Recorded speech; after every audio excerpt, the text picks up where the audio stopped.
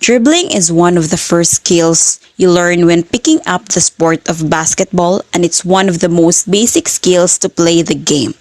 Dribbling is a fundamental basketball skill that requires hand-eye coordination, good timing, and practice. Mastering the dribble can help you protect the ball from your opponent and advance the ball to hoop to score points. The 5 fundamental steps of dribbling. The first one, use your fingers instead of your palm. You will find it easiest to control the basketball if you hold it with the tips of your fingers. Use your forearm and wrist to balance the ball and make sure you are comfortable bouncing the ball with both hands. Next is to keep your knees bent. Your body should be kept low with your knees bent to maintain a lower center of gravity. Be sure to keep your body weight on the balls of your feet instead of your heels, and your knee caps shouldn't be covering your toes when you look down. This is the best form to keep your balance while dribbling. Additionally, your knees should be squared out so you have the possibility to move in any direction and not provide any indication of your path to your opponents. The third one, your back should be straight. Instead of having your back hunched over, it should be kept in straight posture while dribbling. And this will also be helpful in keeping your center of gravity low. Next, keep your eyes up. Beginners tend to keep their eyes on the ball or on their hands as they dribble, but you should avoid doing that. Instead, try to keep your eyes up to look out for oncoming opponents and to watch the happenings on court. Last but not the least, dribble the ball below the waist or knees. The ball should be kept below your knees as you dribble to keep it out of reach from your opponents and to maintain a low center of gravity. If you are a beginner, you can try keeping the ball below your waist as a start. Once you are familiar with the dribbling action, you can move on to practice dribbling while running or walking. It will remain important to stay low and continue keeping your knees bent while doing so. Mastering the dribbling technique will allow you to improve your ball handling skills and help you move around the basketball court at greater speed. And now, I will show you a video that will serve as a guide to the learners the proper execution on the 5 fundamental steps of dribbling. In this video, you will learn the basics of dribbling. A player in possession of the ball can only move while dribbling. It is therefore essential for you to master the basic techniques. To dribble well, work on these 3 points: positioning yourself properly, controlling the ball, and dribbling low. First, positioning yourself. Standing in triple threat position, draw your hips back slightly to reduce the distance between the ball and the ground. Keep your back straight and your head up to take in as much as you can from your surroundings. Secondly, controlling the ball. To dribble, bounce the ball on the ground. Your hand should stay above the ball. If your hands go underneath the ball when you dribble, you are considered to be carrying the ball, and the ball will be turned over to the other team.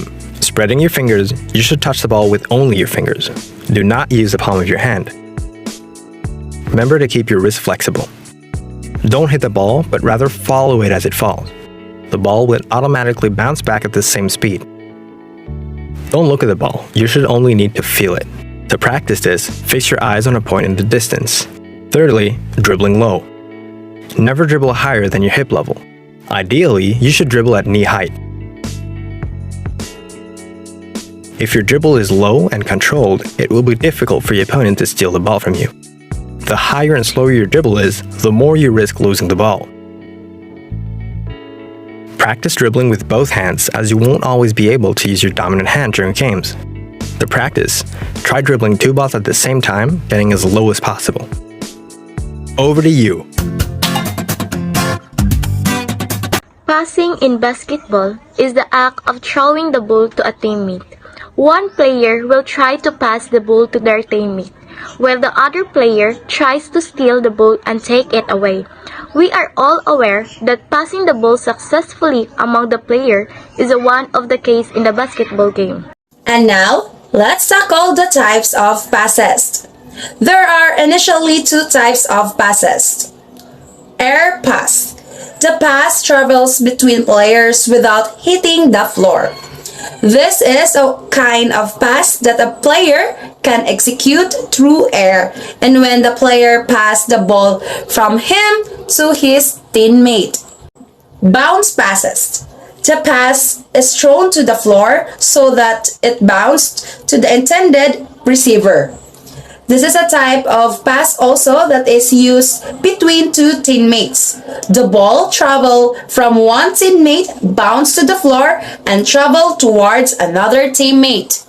Let's move on to the basic variations of passing. First is the chest pass. It was named chest pass because the pass originates from the chest. It is used to quickly pass the ball from one player to another on the offense. Offense means is when a team is attempting to score. When passing a chest pass, a player passes the ball starting from their chest, extends their arms out, and propels the ball forward using both hands towards their teammate. Passing from the chest typically generates more power because a player must use two hands when passing and step into the pass with their legs. The chest pass is the most frequently used and direct pass in the sport of basketball. Always remember, when utilizing the chest pass, remember to be aware of the defenders on the court and not make a chest pass if there is an opponent in between you and your teammate. Next is the bounce pass. A bounce pass in basketball is a type of pass that is used between two teammates. The ball will travel from one teammate, bounce on the floor, and travel towards another teammate. The bounce pass is one of the main components of a basketball offense and can be used in many different ways. Overhead pass. The overhead pass is often used as an outlet pass. Bring the ball directly above your forehead with both hands on the side of the ball and follow through. Some coaches advise not bring the ball behind your head because it can get stolen and it takes a split second longer to throw the pass. Wrap around pass. Step around the defense with your non-pivot foot. Pass the ball with the one hand. It can be used as an air or a bound pass. You will often see the wrap around, air pass on the perimeter, and the wrap around. Bound pass to make an entry into the post. The advanced variations of passes. First is the dribble pass. Is used to quickly pass the ball with one hand off of the dribble. This can be an air or bounce pass. Next is the baseball pass. Is a one-handed pass that uses the same motion as a baseball throw. This is often used to make a long passes.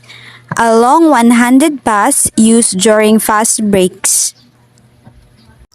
Behind the back pass is when you wrap the ball around your back to throw the ball. It is used to avoid the defender when making a pass across the front of you would be risky. It can also be used to throw the ball to a player trailing on the fast break. Pick and roll pass, also called a ball screen or screen and roll. In basketball, is an offensive play in which a player sets a screen, which is the pick, for a teammate, huddling the ball and then move towards the basket. It goes rows to receive a pass. The next basic skill in basketball is shooting. Shooting is the most important skill in basketball. The fundamental skills of passing, Dribbling, defense, and rebounding may enable you to get a high percentage shot, but you must still be able to make a shot. A large part of shooting is mental attitude. In addition to shooting skills, you must have confidence in yourself to shoot well. A few commonly used types of shooting in basketball. First, jump shot. It is a basic shooting technique in which player throws the ball towards basket from a straight vertical jump. Second, hook shot, wherein an offensive player throw up a single arm over their head sideways to make a basket. Third, bank shot. It is when any shot made where the ball hits the backboard before heading to the net. Fourth, free throw. Free throw are penalty shots given to the team that a foul was committed against.